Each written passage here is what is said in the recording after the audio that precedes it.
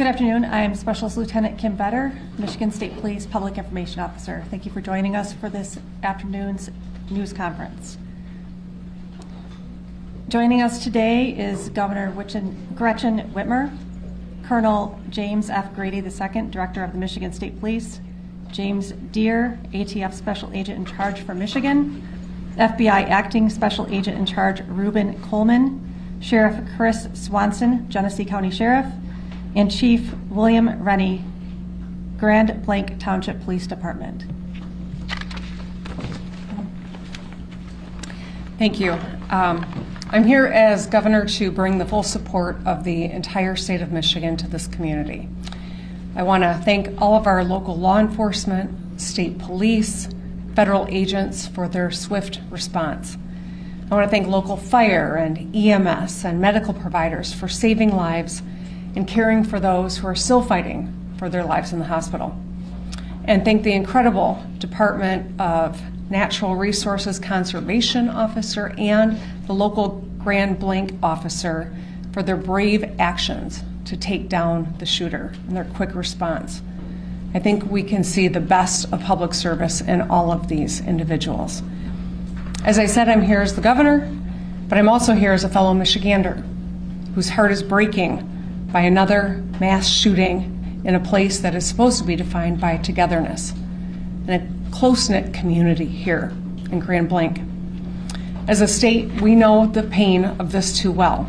We've seen gun violence in our schools, stores, parades, festivals, and our houses of worship.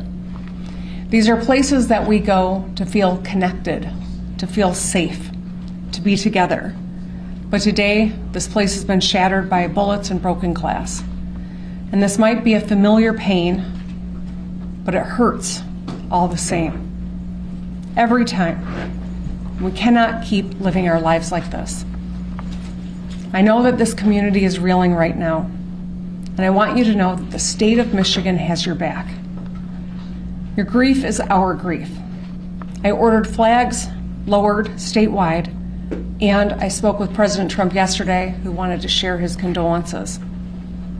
We will be here every step of the way and coordinate a full response with our local and federal partners.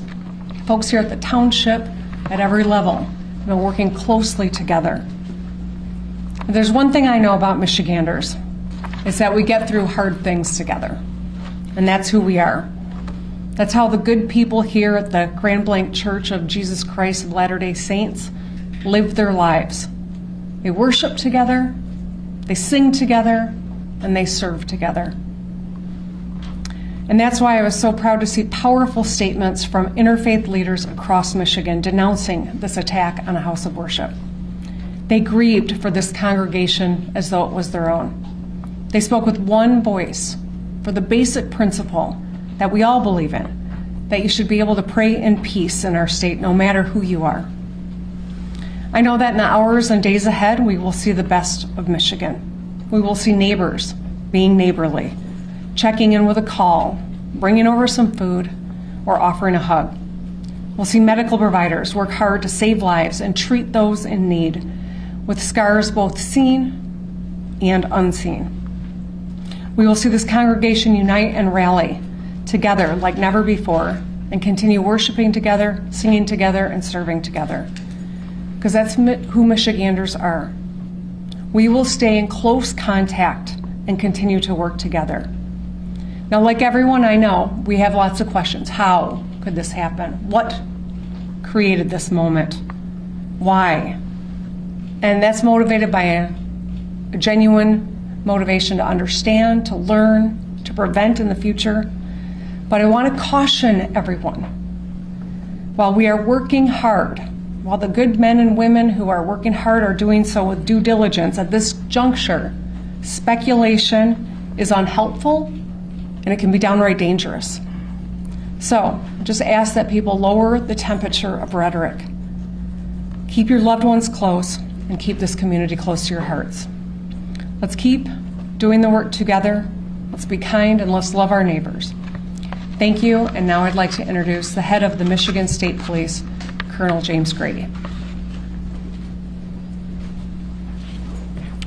Thank you, Governor, and Good afternoon. Now, this community has been greatly impacted by yesterday's events.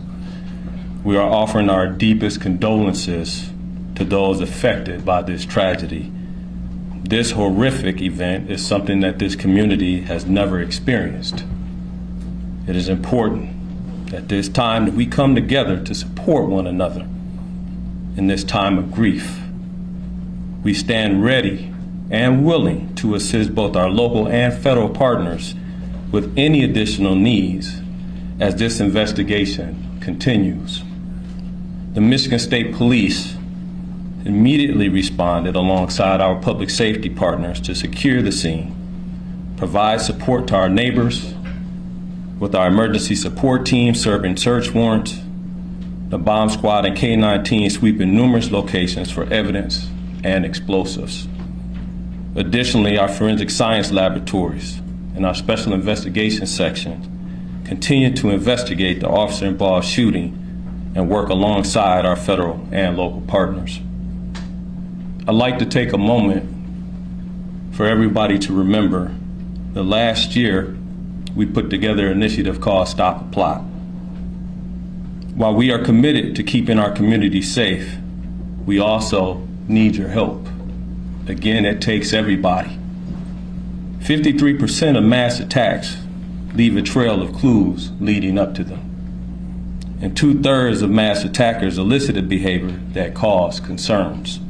So we are asking our communities to stay vigilant, and if you see something suspicious, please contact local law enforcement or 911 immediately. We will keep the family in our prayers here at MSP as they continue to cover and we work together. Thank you for your time. Next up, we will have from the thank you. We will have ATS Special Agent in Charge for Michigan, James Deere. Good afternoon. My name is Jim Deere with ATF. I'm the Special Agent in Charge for ATF Michigan. On behalf of the men and women of ATF, I offer my deepest sympathy and condolences to this community and to the families affected by this tragedy, this horrific act of violence. There is no place in our society for this. There's absolutely no place. But it's become all too common, and as we know, we have become more and more desensitized. This community is hurting, and we are here to help them heal. As part of that healing process, ATF has brought in their national response team. This is a cadre of world-renowned investigators for arson and explosive incidents. They have been used all over the world, and they come from places as far as California, Hawaii, and they're here in Michigan now. They arrived last night, they've briefed, they're examining the scene, and that is what they're doing at this point. From ATF's perspective, I would encourage the community not to travel by the church. Those roads have been blocked off and access is controlled. While that might be a little disheveling for folks, we need that scene security for our investigators as they dig out this scene. So with that in mind, that's our ask for the community. We are also looking at the improvised explosive devices that were recovered during this investigation and looking towards that end as well. I need to introduce the acting Special Agent in Charge for the FBI of Detroit, Michigan, Reuben Coleman.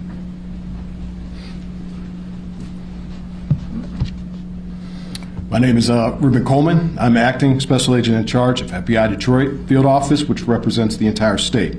At this time, we wanted to provide an update on our investigative efforts regarding yesterday's tragic shooting at the Church of Jesus Christ of Latter-day Saints in Grand Blanc, Michigan. First, I want to express my gratitude for all the cross-agency collaboration between our federal, state, and local partners. Their support has been outstanding and critical to this investigation. We are in lockstep with our partners as we continue to work through this. As I mentioned yesterday, the FBI is investigating this as an act of targeted violence, and we are continuing to work to determine a motive. In the past 24 hours, our investigative squads and specialty teams have been out all night, exhausting leads, some of which have been coming in from the public via tips. Our special agents, victim specialists, child advocate forensic interviewers, and local partners have interviewed over 100 victims and witnesses to date and are continuing to interview individuals as we speak. Our Evidence Response Team, or ERT, which is a specialized team of special agents, intelligence analysts, and professional staff, are trained to process crime scenes and collect evidence. They were out all night and continue processing the scene as we speak. Our field office has stood up national equities for support. We are engaging with our Behavioral Analyst Unit, or BAU, and have received support from our Quantico Labs Division to analyze evidence collected to date.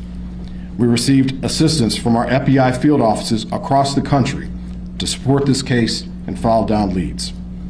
While our focus is on this investigation, we want to continue to keep the victims and their families in our thoughts as they navigate through this incredibly difficult time. Please continue to reach out to the FBI via 1-800-CALL-FBI or submit tips at tips.fbi.gov. Thank you. Chief?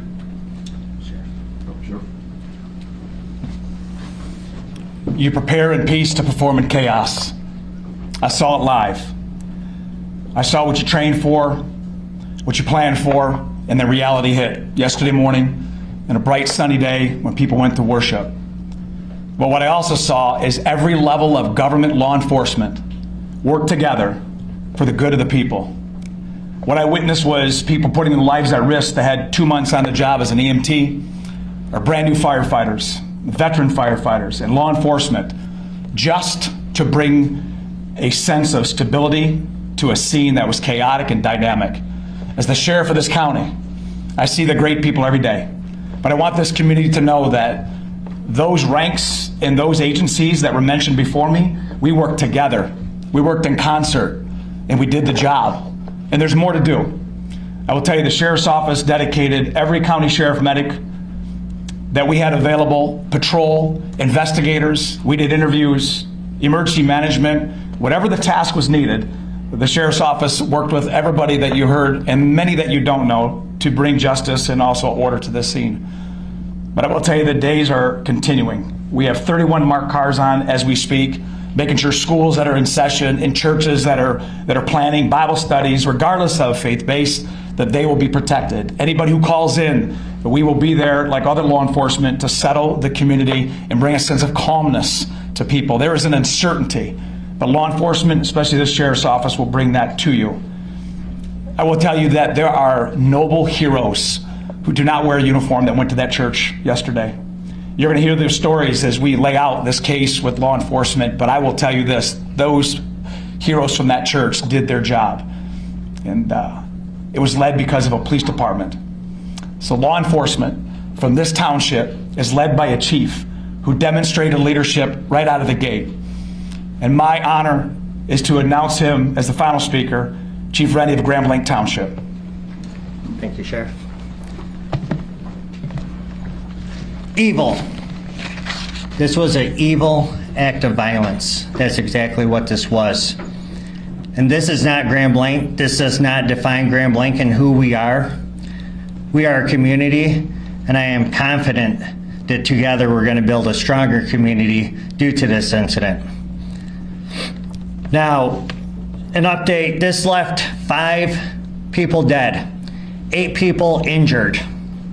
As I said, this is an evil act and does not define Grand Blanc or who we are. At this time, what we know is everyone has been accounted for.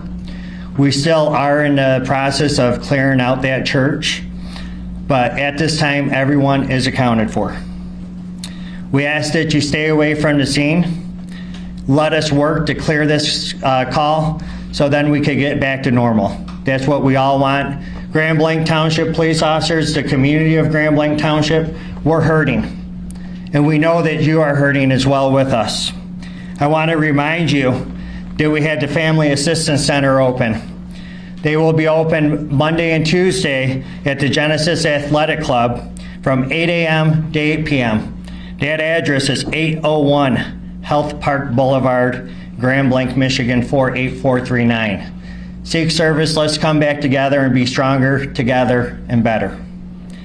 I'll open it up at this time for any questions. Sir. I have a question.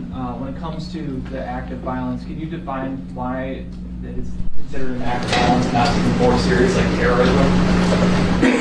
I will let Agent Coleman speak to that particular question.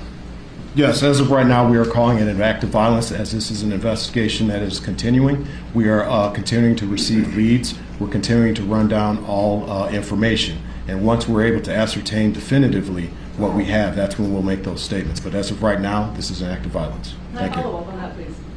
You called this an act of targeted violence. Can you tell us who you believe the target was? A specific person, the LDS Church, another group?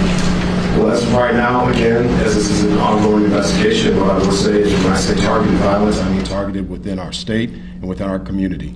Right now, what we are here for are the families and the victims, and we're going to work diligently in order to make sure we can bring closure for them as well.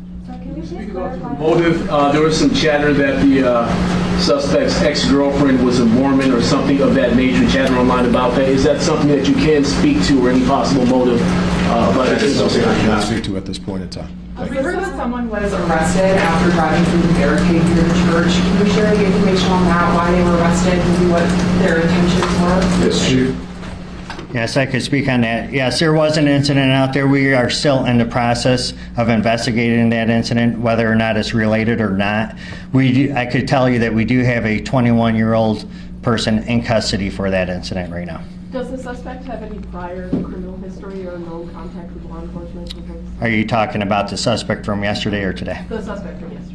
The suspect from yesterday has been arrested by law enforcement in the past. And the 5 dead, does that include the suspect or is that another? The 5 dead includes the suspect. Can you give any details on what those prior arrests were? Burglary and OWI. What agencies? Genesee County? That I can't give you 100%. Chief, what do we know? Terry. No, so I just wanted to clarify, no more victims. You searched the church and... We have not completed search in the church, but as we know, everyone has been accounted for. That's going to be all the questions that we answered today. If you this is our last press conference. If there's other pertinent information that develops, we will let you guys all know and post that on our social media account, Grand Blanc Township Police Department Facebook page. Thank you.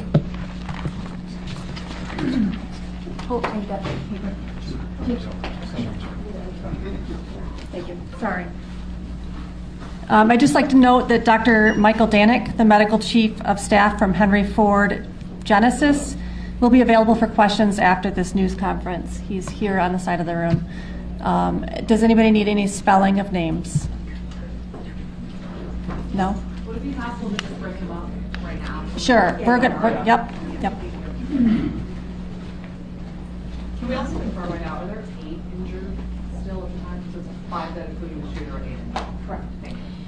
Hi, everybody. I'm Lauren Zakalik. I'm the PR director at Henry Ford Health. I'm going to introduce now Dr. Michael Danick, normal spelling for Michael, D-A-N-I-C. He is our medical chief of staff at Henry Ford Genesis Hospital. He's going to make some opening remarks, talk about what happened yesterday. We'll take a few questions. Thank you. Thank you. Thank you very much for having me. It was a very sad day for our community. Our law enforcement did amazing, as well as our medical staff throughout the entire Genesee County area. Henry Ford Genesis was prepared and did extremely well.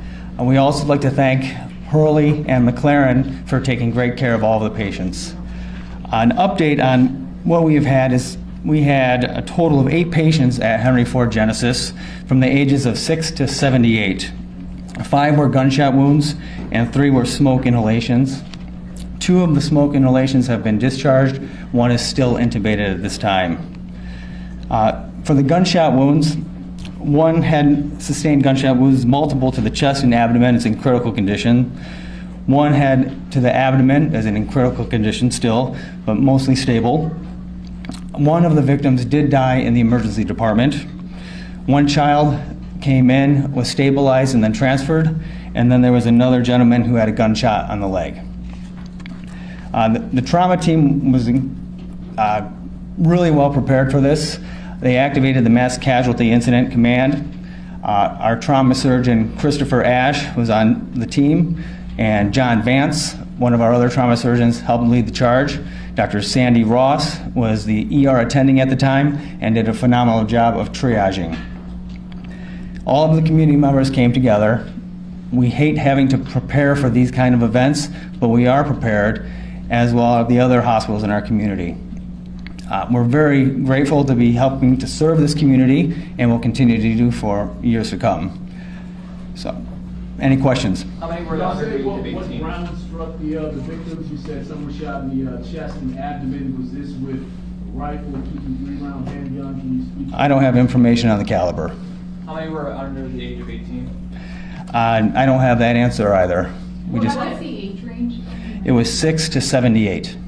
Of the people found in the church after it was evacuated, do you know anything about the suspected cause of death of those two people?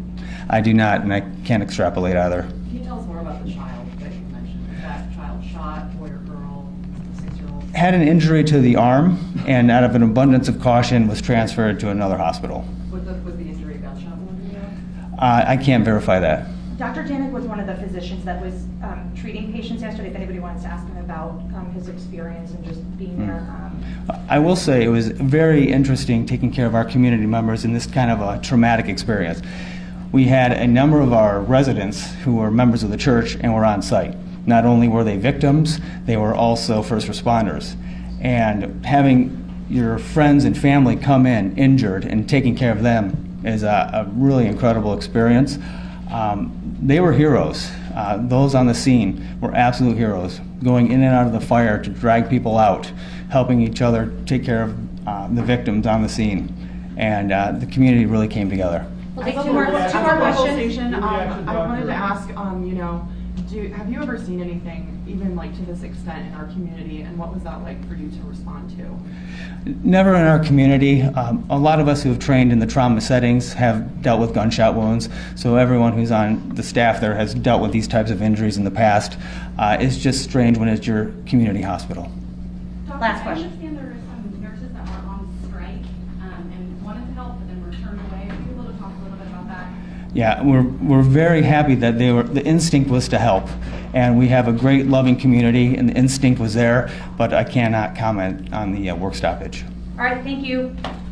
Sorry, doctor, just quickly, when you said residents, you meant residents of the community, right? Resident physicians, those in training. Okay. Thank you. Thank you. All right, thank you.